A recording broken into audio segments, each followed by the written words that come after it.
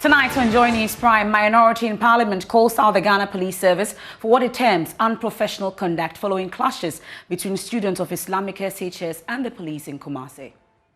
I believe that they will have fresh information and be able to do public hearing on this matter. This lack of professionalism from the police, or some of the police, or those police who went there, the Speaker, should not just be left to the police administration to deal with. We hear more from the minority as they accuse the Supreme Court of helping the NPP and government prepare a by-election in Asin North, as they say the court is deliberately adjourning the case involving Jachikwesing to buy time for the party. I would see it as giving government time to prepare for a by-election. That's how I see it. I mean, simple, black and white. That's how I see it as a politician. Many thanks for choosing us once again. Tonight, the Ghana Muslim Mission has been given details about how police officers detailed to maintain law and order conducted themselves as they chased students to their dormitories. President of the mission, Sheikh Dr. Amin Bonsu, who described the conduct of police as unprofessional, says police arrested at least 5 teachers who intervened during the chaos. Now, this comes after the Inspector General of Police, Dr. George Ekufudampare, interdicted 2 senior police officers. Well, we'll get details of that, but first, my colleague Ohiming Teria has more in the following report. Whilst welcoming investigations by the IGP into the conduct of the police, Sheikh Dr. Amin Bonsu has described the conduct of the police officers who fired live ammunition at students as unprofessional. I wonder why few of them, I will not say all of them, because it is only the criminals who don't like police, you see. So, but few of them, I don't know why they can't learn from their top personnel. Because if you are going to put camp, you are there for protection of life and property. You've come here and the place is calm. It means there is peace. It means there is harmony. So what do you have to do? You have to remain at the gate. If they had remained at the gate, nothing of this sort wouldn't have happened. Again, if they had also consulted, because the Ghana Muslim Mission leadership was here, the school authority was around. You have to climb the gate, you have to push the gate by force to come. That kind of diplomacy. Go to the authority and see how the situation is. But for you to enter angry, shooting, fire, chasing the children to even their dormitories and so forth, it's highly unprofessionalism. You are shooting just children with that arm and so forth. You are shooting firearm, tear gas, and so forth. So no wonder the IGP has acted swiftly. You see, it is unprofessional. Dr. Amin Bonsu, however, wants the IGP to extend investigations into how some students were assaulted without any provocation on campus in the presence of their teachers. They chase them to their dormitory. Some of them, they have to even they beat them. Eyewitness, they show what they say. Some of the live bullets were picked from there. Some of the live were picked. Can you imagine? This is highly, I don't want to use the word. People who are not, holding harm. We chase them to dormitories, we give them to, chasing them. Some of them, teachers who want to intervene and so forth, some of them, you even arrested them and send them to police. Can you imagine? You are even arrest the teachers when they want to intervene to beg you that these are students. Instead of that, you even became annoying. You want one pick firearm, and because of that, you even become annoying. And you have to force him for him to throw it out. Can you imagine? And arrested them. It's highly unprofessional. He commended the IGP, Dr. George Ekufudampare, for showing leadership by sponsoring the provision of a shaman's rope as an interim speed ramp. Meanwhile, academic work has resumed at the Islamic Senior High School as students prepare to write their end-of-term examinations.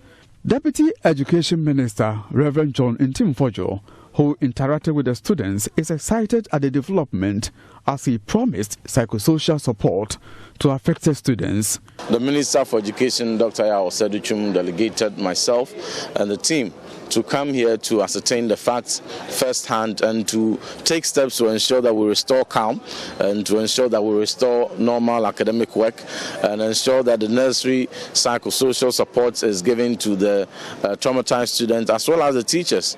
We have we have engaged the headmaster, the teachers, the student population. We have visited the various health facilities that are catering to the injured, and thankfully 22 out of the 38 yesterday, right in our presence, were treated and discharged. We brought them back to campus to connect back with their colleagues. The 16 are also expected this morning, many of them to be discharged, and the rest also followed by close of day. We are very hopeful that by close of day, all of them will be fine to come back to study. This morning, Form 1s are sitting the exam. We have come to make sure all is in place. They are in good condition. They are in high spirit. They are so ready for the exam. From Kumasi, for Joy News, Emefa reporting. Well, the matter took center stage in Parliament today, and the Defence and Interior Committee are set to embark on a fact-finding investigation on the police firing of these live bullets and tear gas, which they have, dismissed. But this comes after the Speaker of Parliament rejected a probe earlier, called by the minority, which resulted in the removal of the acting Ashanti Regional Police Commander and the interdiction of 2 police officers. Parliamentary correspondent Kweku Asante has this report.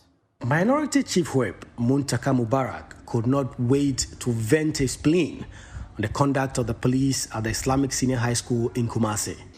Even though I know where to do question, but as we agreed, I'm to do it now. So Speaker, it has to do... Honourable Member, please, since we have not reached that time yet. Parliament had to vary its order paper to accommodate the statement from the Minority Chief Whip, who minced no words in condemning the conduct of the police.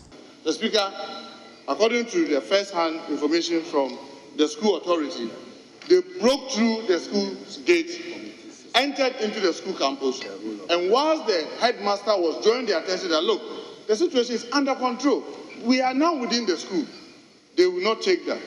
They started firing tear gas and live ammunition. Mr. Speaker, the worrying is the increasing police brutality against ordinary citizens in our country. Mr. Speaker, yes, the IGP has taken some steps. We are told that the IGP has removed the 2 IC, that the second in command at the region, and 2 other police officers have been interdicted. But, Mr. Speaker, this is not enough. It is not enough because, Mr. Speaker, we know how the police have operated in the past, where they will take these initial steps and that ends it. That we should add this to the Defence and Interior Committee. And because this has just happened, I want to believe that they will have fresh information and be able to do public hearing on this matter. This lack of professionalism from the police, or some of the police, or those police who went there, the Speaker, should not just be left to the police administration to deal with. The Minority Chief Whip Muntaka Mubarak clearly not happy with the conduct of the police. But the majority side will not give in to his demand. According to Majority Chief Whip Frank Anodompre, the House need to tarry a bit slowly because the police themselves are conducting some investigation into the matter. IGP has gone ahead to interdict, if I'm using the rightful words, interdict some of his officials. That's also a very commendable effort. However, I'm not too sure, Speaker, because the IGP has issued some orders that investigation should be conducted into this matter. I'm not sure if Parliament, same time, should also begin another investigation on a different hand. Then it will mean that there are 2 concurrent investigations which will be conducted at the same time. Speaker of Parliament Alban Bagbin rejected the minority push for an independent parliamentary probe and rather asked the Committee on Defence and Interior to go on a fact-finding mission. Security authorities should not, in such cases, be releasing police with live bullets on such situations.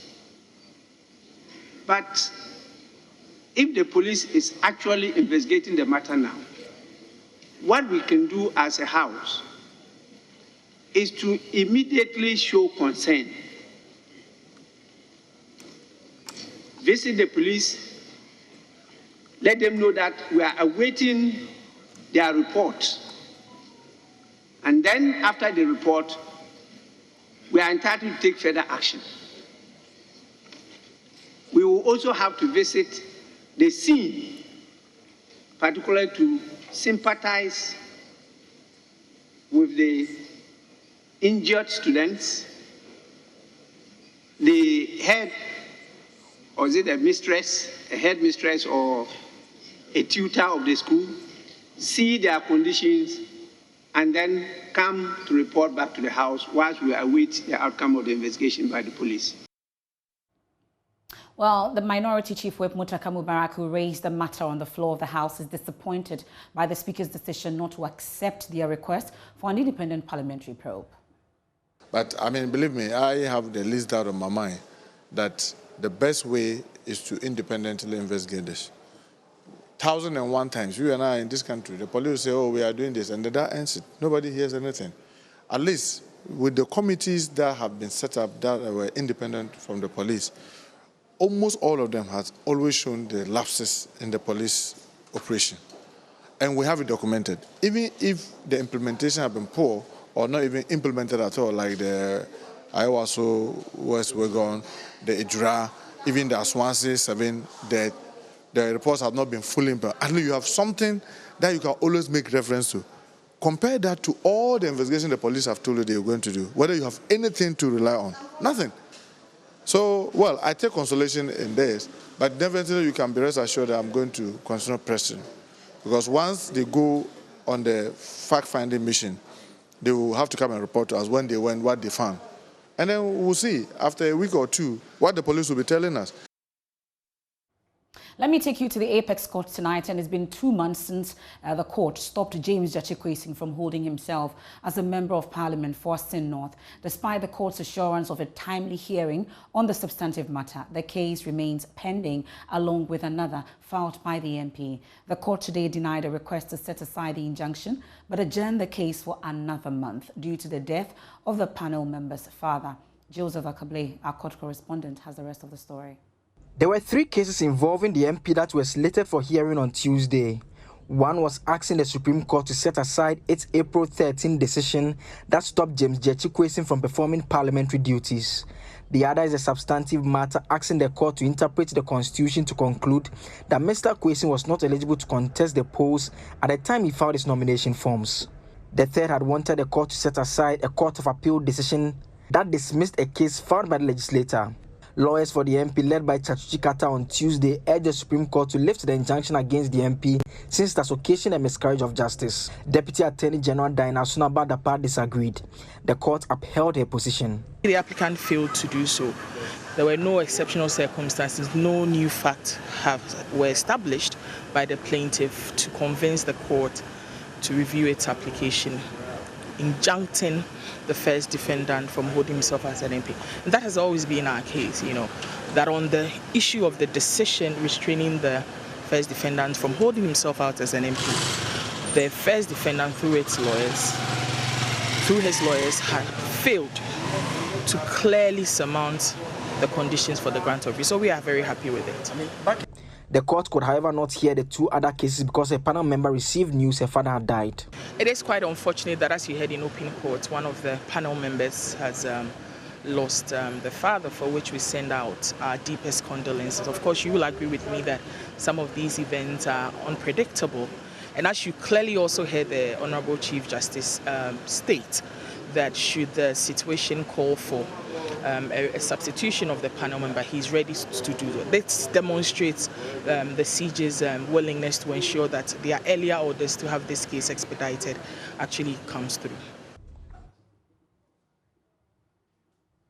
Well, this has upset the minority a bit. They are concerned about the slow pace of the process of the case involving the injuncted Asin North MP, Joseph Jachikwe. Speaking exclusively to Joy News in Parliament, the Minority Chief Whip Muttaka Mubarak lamented the delay in dealing with the case and charged the court to not give the NPP undue advantage in the case there by ahead of a by-election.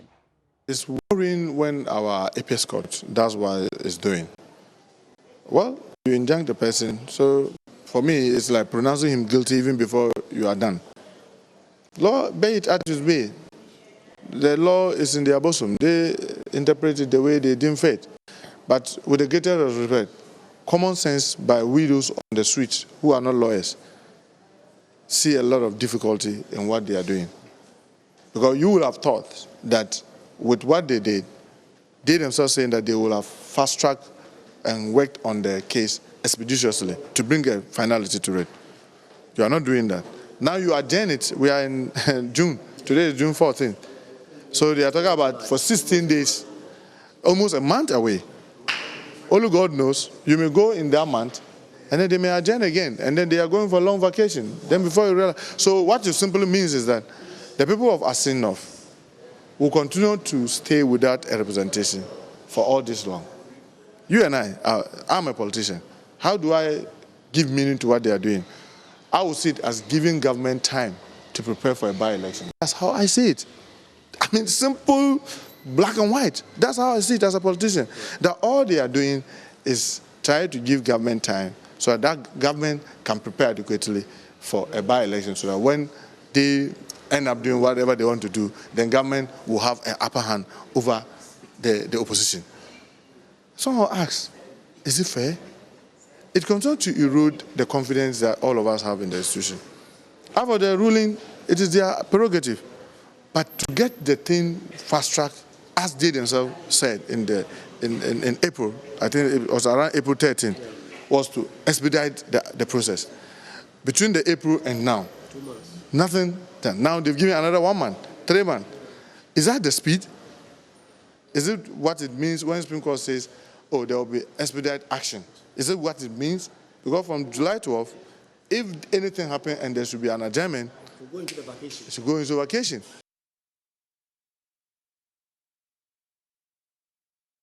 And after several failed attempts by Parliament's Privileges Committee to reach Dom Kwabinya MP Sarah Joasafo and drag her before it, the committee has decided to publish her invitation in national dailies. Sarah Joasafo and other MPs, Kennedy Ohinie-Jepong and Henry Quarte, have been referred to the committee after it was established they had absented themselves from the House for 15 consecutive days. Despite all prior invitations to come before the committee going unanswered, ranking member of the Privileges Committee, Ricketts Kweku Hagan, told parliamentary correspondent Kweku Asante that the Dom Kwabinya MP will be given another chance. Honorable Adjoasafo, according to our timetable, as you remember, the last time, I think your guys, Joy FM, she had an interview with you. You were able to reach her, had an interview with you in that she was not aware that, she's been served.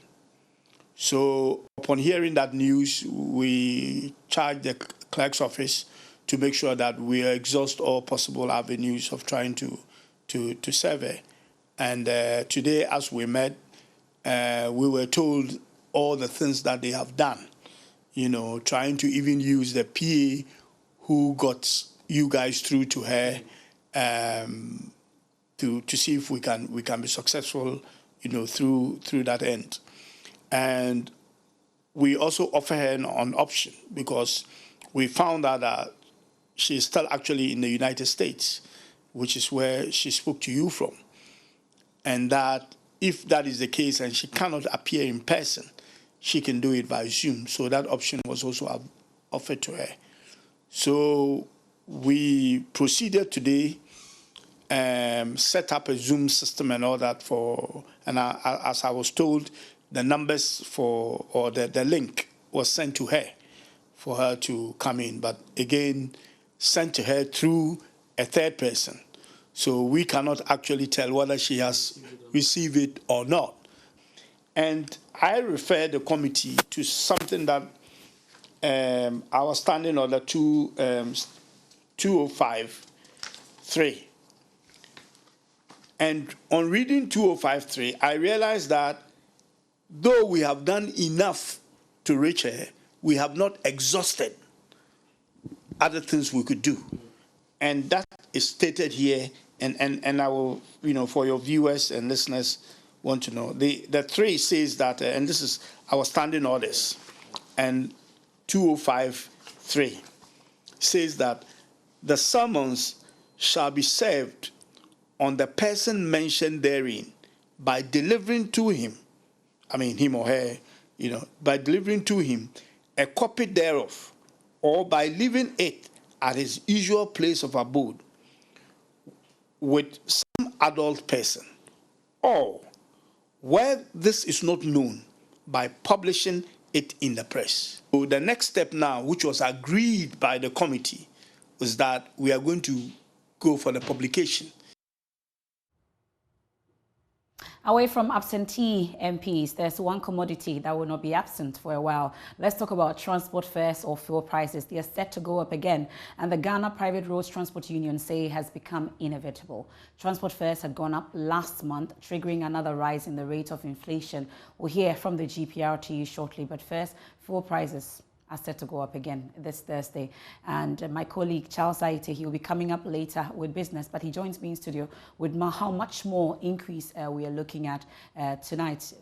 Charles, give us the details. You have been looking at this. Yeah, so I mean, this is an 11% increase in fuel prices. This is the biggest, increase that we've experienced in the shortest while. And we've been speaking to the BDCs, that's the bulk oil distribution companies, who often, deal with the refinery of these oil. They import the refined oil, and they are saying that the cost of refinery of these products has escalated on the international scale. We're talking of the ongoing war on Ukraine having to add up to the cost build-up and even supply chain disruptions. So back home, what the oil marketing companies, those who are stationed at various fuel pumps, are looking to achieve is to have some sense of interaction, agreement of a sort with these bulk distribution companies to ensure that at least, even though the prices on the international scene has impacted prices back home, they could, realize some sense of marginal decrease at the pumps, because it's quite obvious each and every consumer is being hit hard by whatever margin of increase that we continue to experience. Okay, well, it looks like this is not good news for those who have to join public transport, but Charles will bring you more on this subsequently. But let me bring in the spokesperson for the GPRTU, Abbas Imoro, there on this particular situation. Mr. Imoro, many thanks for joining us tonight. It appears that you can't wait for fuel prices to go up, but really, how much are we looking at in terms of increase in fares starting on Thursday? Hello, Mr. Imoro. Hello, Mr. Imoro. Well, I'll try to get the attention of Mr. Imoro once again. Mr. Abbas Imoro, can you hear me? Well, it looks like Mr. Abbas Imoro is not hearing me just yet, but I'll try once again. David, Abbas Imoro, can you hear me, sir? A little louder. Okay, great. I'll try again. I'm sure you can hear me this time round, Mr. Imoro. Hello, Mr. Imoro. Well, it appears that transport fares are not allowing Mr. Imoro to hear me, but we'll try again and see if Mr. Abbas Imoro can hear me, because we're very interested in knowing how much exactly that increment will be. Mr. Abbas Imoro, can you hear me now? Many thanks for staying with us here on the Joy News Prime. Let's go on to some other stories now. And tonight, Charles Wright International is calling on government to review the school feeding program in order to achieve improved outcomes. The call follows reports that pupils are being fed poor quality food under the school feeding program in some parts of the country. Joy News checks in the Upper East region, for instance, show that although caterers under the school feeding program are willing to continue feeding pupils in the beneficiary schools, they are saddled with debts because the monies owed them by the government have not yet been paid. In some schools, the meals are no longer cooked for the pupils regularly, and even when they are cooked, they are either of poor quality or are served in very small quantities for the children. Joy News Upper East regional correspondent Albert Sori visited 2 schools at Sherugu, a deprived community in Bolgatanga, where some schools are captured under the Ghana school feeding program. Here's his report. So today we are here at the Apasanaba Primary and KG. here in Sirigu, in the Bolgatanga municipality of the Upper East region. This is one of the schools where the pupils are benefiting from the Ghana school feeding program. We understand that nearly 500 children are being fed under the program in this school. And so today we are here to find out how the program is going. Today is Wednesday, but this structure you are seeing behind me is the kitchen where the food is normally cooked for the children. We are told by school authorities that since the 18th of May, the caterers have been coming to cook the meals for the children, but today, for unknown reasons, they are not here. They were here yesterday. This kitchen is currently empty. There's a fireplace, 2 fireplaces actually, but there's no fire at all. The caterer is not here today. We'll also be speaking with the people who are on break at the moment and buying food from the common market to try and find out from them how they feel about the school feeding program, whether they like the food and whether they are even getting the food regularly or not. Yes, we like it, but the way they are serving the food is not always plenty. Sometimes they cook, but sometimes they did not cook. But I don't know why today they have not cooked. Today they have not cooked, so I'm hungry. I like it, but the food is not quality. When they serve us, they will serve us small food and we will not satisfy us. They have been cooking every day for us, but I don't know what happened today and they don't cook. But I feel hungry. The soup is not plenty. You eat the soup and leave only the banku. That's what I'm saying, we are not satisfied. We understand that 2 different caterers actually take turns to cook for the children in this school. One of them is here and will be talking to us about why they are not here to cook for the children today. I'm the caterer in this school and we are 2 in number. We do run shift.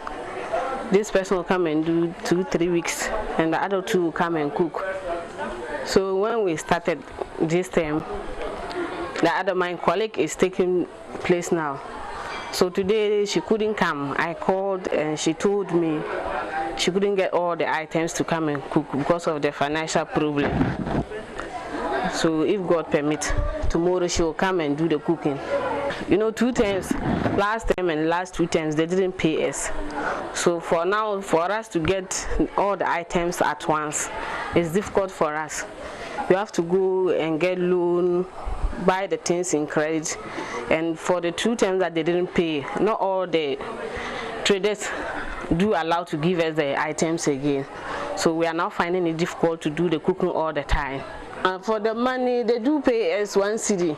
Each child should be taking 1 cedi. And nowadays, the things are costly. For you to get things and buy, when we started a gallon of oil, we were buying it 180 to 190. Now it's almost 500. So now, if you have to use 1 cedi for food for each child, how much will the food be? It will not be anything. So we are just making cost 90 job for us. And so if they are able to increase the payment there, it will help us. Now here at the Azalonge Primary School, still in Sirigu, under the Bolgatanga municipality, the pupils here are a bit luckier than their counterparts at the Apasanaba Primary School, because today they have had their lunch from the school feeding caterer. The challenge is that the quantity is very small. Sometimes the senior classes have to forfeit their lunch so that their younger ones in the junior classes will be fed. Today we even saw that one of the pupils, used the lid of his bowl to collect his food because the rice and stew which was being served today was just little, and when it got to his turn to get his food, there was just very little left. So there was no point in using his bowl to collect the food. He chose to use his lid. We can listen to some of the children. We don't like it because sometimes when they cook the food, there is not enough for us. So the food will not get to primary 6, so we don't like the food. sometimes even there is more things inside the fufu, so we don't like it. Wafers in the beans. Sometimes when they always cook the banku, we don't like the banku. That's a report from the Upper East region. Let me bring in Hadiza to Ankara. She's a PRO for the Ghana National School Feeding Caterers Association. We're grateful for your time here on the Joy News Prime. So really, give us an understanding of what agreement you've come to with government when it comes to the concerns that you've raised over the period. Hello, Hadiza too. Well, we'll try once again. It looks like the phone lines today are just tripping a bit, but let's try and work it out again and see if we can reach Hadiza to Ankara, PRO for the Ghana School Feeding Caterers Association. They have raised concerns over the period, for which reason they have gone on strike because they are told that they are not being paid their monies, amongst others. We'll be hearing from Bright Appear also on this. Child Rights International, they have also raised similar concerns, asking government to be serious about the implementation of this school feeding program. But let me try again. Do we have Hadiza to Ankara back? Hello, Hadiza too. Okay, it doesn't seem I have Hadiza to Ankara on the phone lines yet, but we can hear from Bright up here. Okay, I might be 3 times lucky this time. Hadiza too, can you hear me? Hello, Hadiza too. Okay, let's hear from Bright up here. And it must be to all Ghanaians. We should be worried about the condition of our children in the schools. The reason being that children are not only there to learn, but everything in the environment must also speak to their social development and growth. And we see a situation where that should be the expectation of every country. So if you are experiencing some of these things, then it raises a whole lot of issues as to what our commitment is in respect to even formulating the policy. This has to do with nutritional content of food. So as we speak, there are staff going around collecting data on some of these issues. And we want to make a case for government to really look at the school feeding program and then do what is expected. There are a few issues that we have detected. The first has to do with the amount of money that they give them. The second one has to do with the supervision. And the third one has to do with the condition under which the caterers prepare the food. So we are looking at all this. At the appropriate time, we'll make a case for it. But where we engage with government and we are still not getting results, I think that matters of children is a matter of law. So whatever means that we have to engage to ensure that children get what is expected, we will do so. Well, and this has been on for almost a month now, and my colleague of the research desk, Kofi J. Minta, joins me in the studio with some analysis and data on what exactly the situation has been. Kofi, take us away. Well, Emefa, it's been 36 days since the school feeding caterers went on strike, and we've been doing some impact analysis as far as the school feeding program is concerned. So currently, we have over 3.4 million students who are benefiting from the school feeding program. It also caters for 32,496 caterers, and over 10,000 schools are benefiting at the moment. So we did some comparative analysis between 2016 and 2021, and we've been seeing that both the total number of students benefiting and the total number of schools benefiting have all doubled up. They've increased more than 100% each. But we asked ourselves, the rate, has it increased? So still, the meal is being provided at 97 pesos. But you ask yourself, in this day and time, can you go to the market to buy any food item with 97 pesos in the Ghanaian market? You need somewhere around 8 cedis on the average to afford maybe a meal in the average market as we speak now. So even the 3 cedis that the school feeding caterers are requesting for, you can see inflation and other factors. It means that, it's still small. Well, that's the figures there. Kofi, thank you very much. But we'll subsequently reach the school feeding program and the gender ministry on this particular situation. I'll be back with Showbiz shortly. Welcome to Showbiz on Joy News Prime. And guess who? Becky. I get to meet her for the very first time on set. What are we talking about? Good to see you. You look so Becky beautiful and cute. How many calls have you gotten, since you started the news? Emefa, behave yourself. I don't know about your plans of being a president here in Ghana, but he's actually Ghanaian, but American-based Ghanaian comedian Michael Blankson says that in the next 12 years, he's hoping to become president of Ghana. Oh, okay. Yeah, he's been complaining. He's been, tweeting about, the system here in Ghana and how he could help. So he's actually in Ghana now, and he's been having a conversation with my colleague Doreen Aviu about leadership here in the country. Maybe they could just make an example of me. I was talking to my buddy Larry on our way here. He's like, hey, Mike, one day, you're going to be the president and he's going to be the president. I'm like, I don't know if I'm going to be the president. But you might be in politics. I would do anything it takes to make my country better. If my country feels like they need Michael, then Michael has to step in. So if they need me, I would do whatever I have to do. And I think the most important thing about a leader, any leader in the world, you gotta be selfless. You can't care about yourself. You gotta care about everybody. When you walk on the street, you see somebody like, God, I wonder what this guy doing. Where's he gonna eat today? Where is he working? That's how I feel. Every time I walk around, every person that I look at, I'm like, God, where are they going home to? That's what a leader is. That person that cares about everybody. So, if they ever need me to step in and do something, I'm just here to make things better. Michael Blankson there. He's actually a comedian. And what project is that, by the way? That's a school he's building for the less privileged. That's like a good thing that he's doing for Ghana. I think it's just a step in the right direction. He will become president very soon. You might be the vice president. I don't know. I'm just,